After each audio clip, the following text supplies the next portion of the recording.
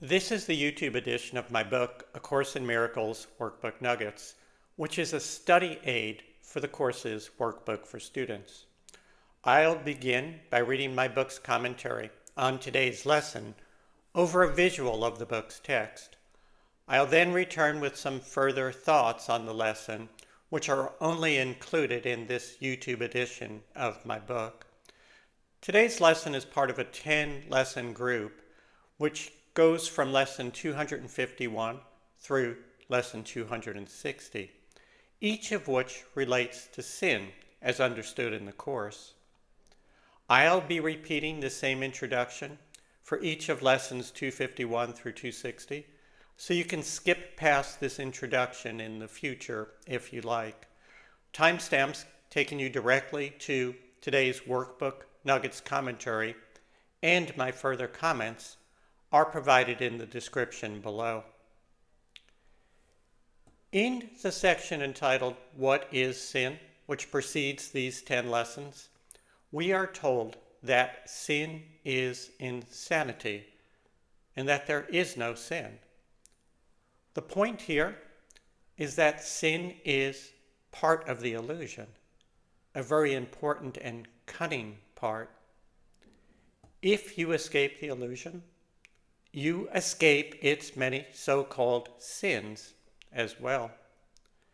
There can be no sin in the love and oneness that we are being trained to see.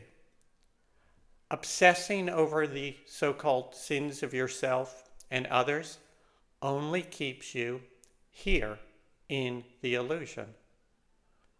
Don't take the bait. Wake from the illusion and be free. As the introduction to these 10 lessons, all dealing with sin, tells us, quote, "The Son of God may play he has become a body, prey to evil and to guilt, with but a little life that ends in death.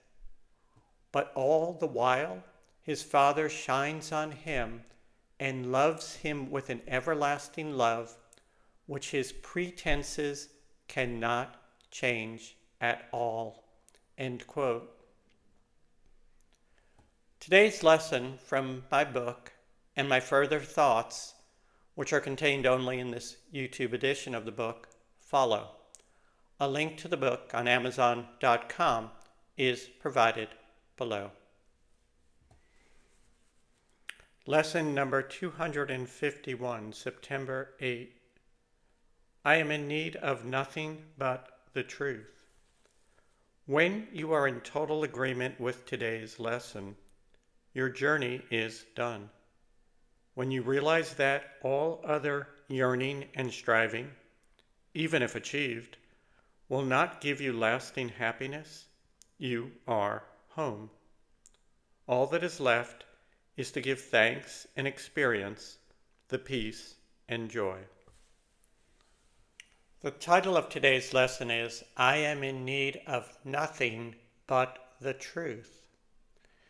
If you know, believe, and truly feel this, you need never be troubled by temptation or sin. Temptation and sin always include some perceived lack or need.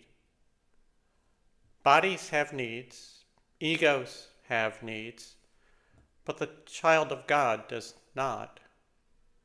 You need nothing but the truth.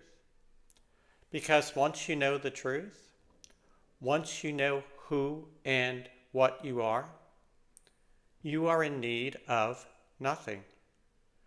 You are in need of nothing because you are and have all.